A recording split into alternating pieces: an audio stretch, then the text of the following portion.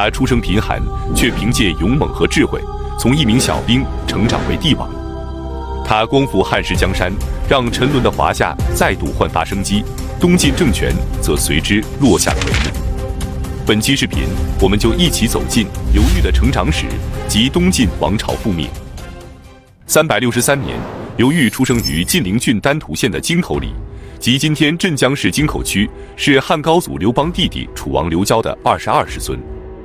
但是到他父亲刘翘的时代，家境已经彻底没落。母亲赵安宗由于生他的时候分娩得病，不久之后就过世了。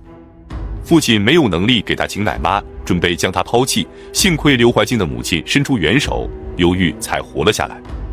刘翘后来续娶了一个名叫萧文寿的女子，成为了刘裕的继母。他对刘裕视如己出，刘翘病逝后，他独自将刘裕和2个弟弟抚养长大。刘裕对继母也非常的孝顺。然而长大之后的刘裕在砍柴和种地之余，竟然染上了赌博的恶习。由于欠下刁魁的3万舍钱无力偿还，被刁魁抓走。幸亏出身于琅琊王氏的王密对他非常赏识，替他还清了赌债，才将刘裕赎回。刘裕第一次的命运转折发生在26岁的时候，他应征入伍，加入了东晋的北府军，在孙吴中的帐下担任了一名亲兵。由于他作战勇猛，而且头脑灵活，很快就升为了司马，相当于参谋的职位。随后孙恩起义爆发。孙恩是琅琊孙氏，他的叔父孙泰是五斗米道的大教主，准备参与王公反叛的时候，事情泄露被杀，孙恩便逃往了今天的舟山群岛。399年10月，孙恩带着100多人从海上登陆，很快他们就攻下了上虞和会稽郡，诛杀了内史王凝之及书圣王羲之的次子中书令王献之的兄长。由于起义军得到了广大农民和奴客的拥护，以及部分地主的支持，东南8郡纷纷响应，数日之间部众就发展到了数万人。孙恩自称征东将军，朝野震动。11月，朝廷派遣谢安的儿子谢衍和北府军的名将刘牢之率领北府军前去镇压。在孙吴中的举荐之下，刘裕转入了刘牢之的麾下，担任参军。12月，刘牢之率军抵达吴地，让刘裕带着几十名侦察兵前去侦察敌情。然而他们出发后不久，就遇到了敌军的数千人马。刘裕立即率众开始迎战，可是人数悬殊太大，不多时随从就战死了大半。可刘裕依然手舞长刀，酣战不止。就在这时，刘牢之的儿子刘敬轩率领着骑兵主力赶到，看到了刘裕奋勇杀敌的盛况。在他们的合力攻击之下，敌军顿时溃败，孙恩率领残兵逃往了海岛。此战中，刘裕一战成名，得到了刘牢之的高度赞赏。之后，刘牢之驻扎上虞，让刘裕率领数百人驻守勾章城，即今天的浙江省宁波市。401年春，孙恩频繁地派兵攻打勾章城，每次交战，刘裕都身先士卒，将士们英勇顽强，叛军只能无功而返，退回了家口。3月，孙恩准备率军攻打海盐县，刘裕跟踪追击，并在海盐县城的旧址上筑起了新城。叛军连日攻城，导致城内的兵力逐渐开始空虚，刘裕便挑选了数百人组成的敢死队，击鼓呐喊冲出城池，起义军被打得措手不及，丢盔弃甲而逃。6月，孙恩准备从海上突袭丹徒，即今天的江苏省镇江市。刘裕闻讯后，日夜兼程赶往，与起义军同时抵达丹徒。最后，叛军被刘裕打败，向南逃走。11月，叛军在饥荒和疾病之下死亡过半，只能从家口撤往了里海。刘裕继续率领水军追逃，叛军再次战败，孙恩担心被俘，投海而死。至此，孙恩的叛乱被基本平息。但是，由于此次叛乱涉及的范围很广，朝廷消耗的兵力和资源也非常巨大，导致京城的防务空虚。驻守荆州的桓玄便看到了机会，准备图谋健康。402年，司马元显被任命为征讨大都督，刘牢之被任命为前锋都督，刘裕也随军出征，准备征伐桓玄。此时，桓玄已经亲自率军夺取了溧阳，即今天的安徽省和县。刘牢之率军到达后，桓玄便派遣舅舅何牧之前来游说。刘牢之意识到桓玄的实力不可小觑，同时他本来就对司马元显不满，担心即使击败了桓玄，司马元显也不会对自己礼遇有加，于是便率领北府军投降了桓玄。至此，桓玄再无敌手，很快他就率领大军到达建康，控制了朝堂。随后，他解除了刘牢之的兵权，任命他为会稽郡的太守。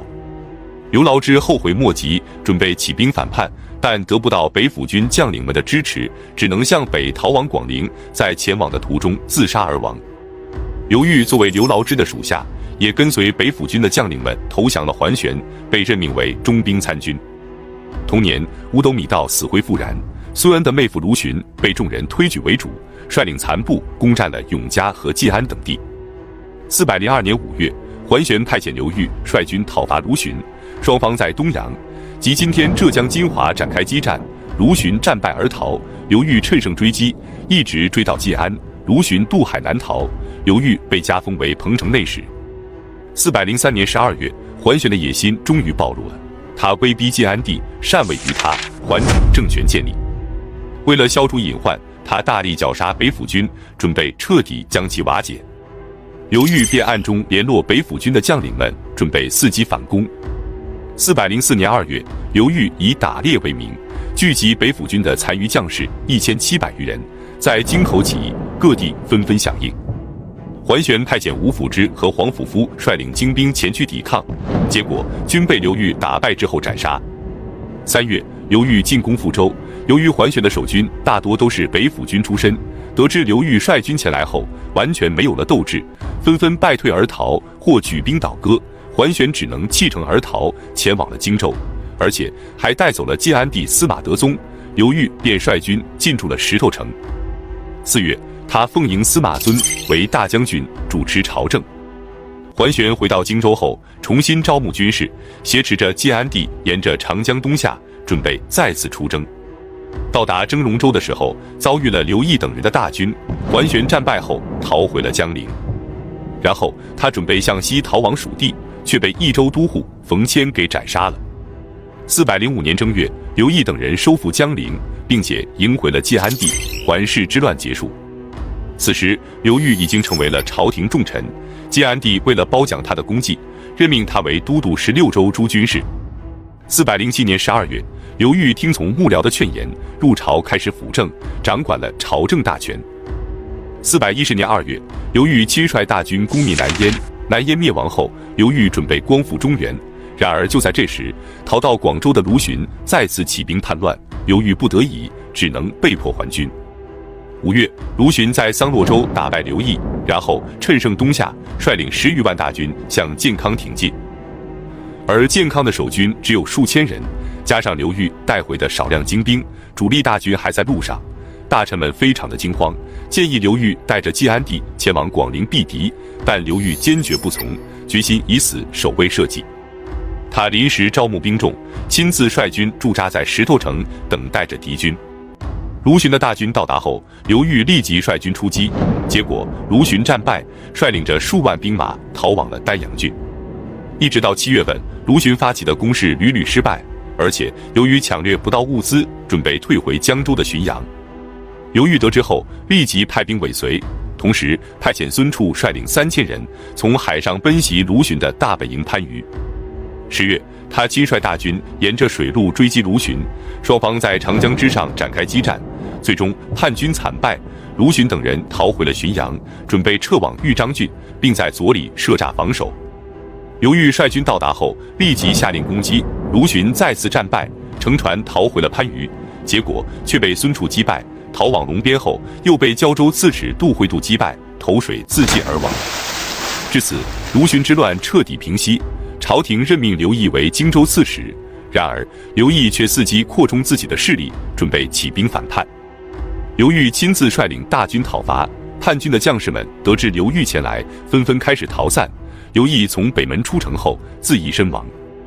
416年正月，后秦的皇帝姚兴逝世，姚泓继位后内乱不断，政权不稳，刘裕觉得这是灭亡后秦最好的时机。8月，刘裕亲自率军北伐，同时命令王镇恶等人从淮水和淝水转向许都和洛阳。后秦的诸将望风而降，王镇恶便率军占领了洛阳。随后他率军前往潼关，却被后秦的主力阻拦。8月，刘裕的大军到达潼关，与诸将会合后，率领水军从黄河进入渭河，逼向长安。姚洪亲率大军前往石桥迎战，结果秦军战败，王镇恶趁胜追击，一直追到长安城，姚洪率领群臣投降，后秦灭亡。刘裕进入长安后，准备经略关中，然而就在这时，留守健康的刘牧之却病死了。